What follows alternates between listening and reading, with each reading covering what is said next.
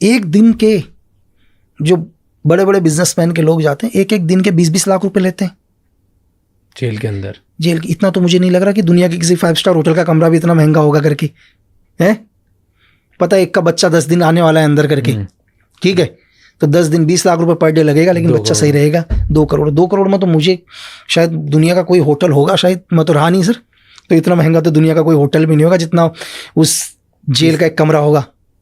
20 लाख रुपए का मैंने कोई स्वीट भी नहीं सुना। तो आप सोच लो, और कमरा 20 लाख रुपए का है। हिंदुस्तान का सबसे महंगा कमरा 5.5 लाख रुपए। तो सोचो, बस तुम्हारे बच्चे को सेफ रख लेंगे, बच्चे के साथ कुछ गलत नहीं होगा, वो सेफ अकेला रहेगा। कितना पैसा दे दिया होगा आसाराम ने, आप सोच भी नहीं सकते जोधपुर जेल में। हाँ, वीआईपी ट्रीटमेंट भी रहते हैं। बिल्कुल 100%। नहीं तो आसाराम को तो रातों रात गैंगस्टर सारा पैसा मांग लेंगे रातों रात। आप छोड़ के देख दो 10 मिनट के लिए आसाराम को गैंगस्टरों के साथ, बिल्कुल वो तो आधी प्रॉपर्टी ले लेंगे आसाराम की बाहर। तो पुलिस ही, जो जेल के जो स्टाफ है, वो ही सिक्योरिटी देते हैं अंदर बिजनेसमैन को, ताकि उन्हें पैसा मिले। वो गैंगस्टर के पास छोड़ते नहीं उन्हें। डिफरेंट रखते हैं 100%, अलग ही रखेंगे। अलग सेल में रख लेंगे उसको। बट गैंगस्टर तो कोशिश यही कर रहा है कि किसी तरह से उधर तक पहुंचूं मैं। क्या चीज? हाँ, कोशिश करेगा गैंगस्टर भी अपना, ठीक है। अगर वो नहीं दे रहा होगा जेल स्टाफ को पैसा, तो गैंगस्टर से फिर मांड वाली हो जाएगी ना, तू मांग और हमारा आएगा 50-50। दोनों तरीके हैं ना उनके पास। क्या डायरेक्ट जेलर से, या तो डायरेक्ट कर लो या वैसे कर लो। करना तो है, करना तो है भाई, नहीं तो बिल्कुल रहने नहीं देंगे। ना। कहाँ करोगे कंप्लेन यार? कंप्लेन करोगे कहाँ? तो ये खराब नहीं है बहुत पूरे इंडिया में है तो बिल्कुल। फिर और हर किसी के साथ गलत होता है जेल के अंदर। नहीं यार, गरीब लोग हैं, गरीब लोगों के साथ तो क्या गलत होना, तो वैसे ही गरीब है। उनके साथ तो ना उनका देने के लिए है ना कुछ नहीं है, वो तो क्या करेंगे। जो ठीक ठाक सा आ गया तो बस पूछो मत, खत्म हो। तो ठीक ठाक सा जो आ गया। और कोई, आप 11 जेल में गए, 11 के 11 में एक जगह आपको ऐसा नहीं लगा कि सही है? सारे, मैंने कहा जो सही होगा वो अंदर आएगा ही नहीं, उसकी ड्यूटी लगेगी ही नहीं अंदर। मतलब आज किसी को अगर जेल होती है, किसी को भी, एक ठीक ठाक इंसान को, तो वो लगभग आपके 11 जेलों के एक्सपीरियंस से आपको ऐसा लगता है कि वो गया, मतलब उसे पैसा देना ही पड़ेगा। 100 लोग अगर जेल गए ना, 100 लोग, तो 100 में से 99 को पैसा देना पड़ेगा।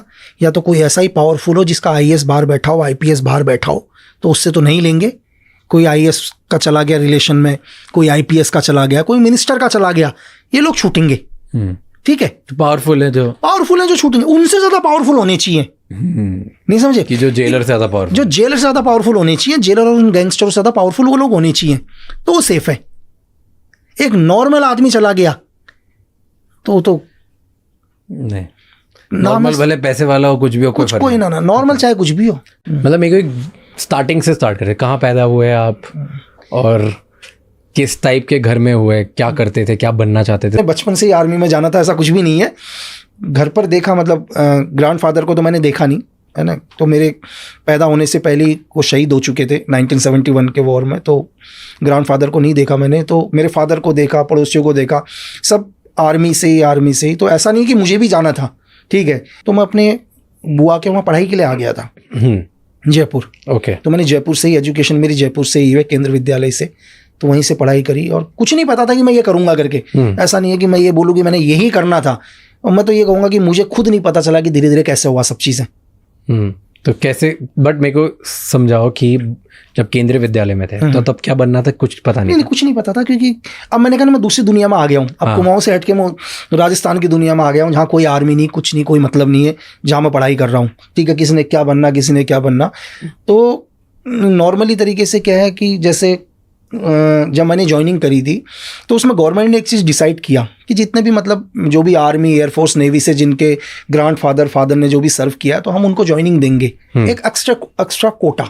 अच्छा, एग्जाम्पल जो पहले से हैं, ओके, तो उनको एक थोड़ा सा, मतलब इंडियन आर्मी की तरफ से वो मिल रहा है यार, लेवरेज कि हम इनके बच्चों को लेते हैं करके। तो एक नॉर्मली तरीके से कॉलिंग लेटर हमारे घर पर भी आया। अच्छा, कि अगर आपके बच्चे को ज्वाइन करना है तो हम ज्वाइन कर सकते हैं करके। तो मेरे घर वालों ने भी मुझे बोला, तो पहले तो मुझे बोला यार, मैंने कहा नहीं भाई, मैं तो शायद उस टाइम मैं 11th में ही पढ़ाई कर रहा था। मैंने कहा नहीं जाना करके। मैंने तो मेरे फादर बोले यार चला जा, ट्राई तो मार ले करके। तो मैंने कहा नहीं, तो बोले कि मैं इतनी दूर कैसे जाऊंगा करके। मुझे लगा यार मैं कभी गया ही नहीं यहाँ से, मतलब जयपुर से मैं नागालैंड जाऊँ कैसे। तो मेरे घर वालों ने बोला तुझे इतना इतना पैसा देंगे, इतना। तो मुझे पैसा लगा यार कि मुझे 600-700 रुपये मिल रहे हैं, और 600-700 रुपये तो मेरे यहाँ भाई साल भर चलेंगे पूरे के पूरे। तो जो मुझे पैसे मिल रहे थे, उस पैसे को अगर मैं खर्च भी करूँगा वहाँ पहुँचने में, तो फिर भी मेरे 300-400 रुपये बच रहे थे। तो मुझे सिर्फ उस चीज़ के लिए कि मैं चला जाऊँ करके, 600-700 रुपये से मैं आराम से अपना साल निकालूंगा करके। तो नॉर्मली तरीके से मैं नागालैंड गया, और नागालैंड मतलब जो भी मेरे डॉक्यूमेंट्स थे वो तो उत्तराखंड के ही थे। तो हर स्टेट को अलग अलग डिवाइड किया हुआ था उन्होंने, स्टेट डिस्ट्रिक्ट वाइज। तो जब भी मेरा नंबर आया तो मैं वहाँ गया और अपना एक सेंटर में जो भी अपना फिज़िकल वगैरह दिया, पूरा का पूरा फिज़िकल वगैरह देने के बाद जो भी उनके टेस्ट थे सारे कंप्लीट करे, और वापस फिर कुछ दिन के बाद वापस आ गया, और मैं भूल गया उन चीज़ को दोबारा। ठीक है। तो फिर अपना आराम से दोबारा अपना पढ़ाई, वो चीज़ें नॉर्मल। तो कुछ दिन के बाद एक लेटर आ गया कि आप दोबारा भेजो करके, ओके, री मेडिकल के लिए। और मेडिकल होने के बाद फिर नॉर्मली फिर वापस आ गए। फिर देन सडनली एक 6 महीने के बाद आता है कि आप ज्वाइन हो गए हो करके, आप सिलेक्ट हो गए। आप सिलेक्ट हो। और आप कितने साल के थे तब? मैं शायद उस टाइम 16 साल 6-7 महीने का था, क्योंकि कसम पीरियड होने तक जब भी आप कसम खाते हैं तो आपकी जो एज होती है वो 18 साल होनी चाहिए। तो इतना तो ट्रेनिंग पीरियड के अंदर ही। तो 16 से 18 के बीच में ट्रेनिंग हो रही थी। तो कहाँ पे फिर आपको लेटर आया, फिर कहाँ पे ज्वाइनिंग हुई? फिर दिल्ली गया मैं। Okay. दिल्ली जाने के बाद रैंडमली पहली बार दिल्ली पहुंचने के बाद हम लोग पहुंचे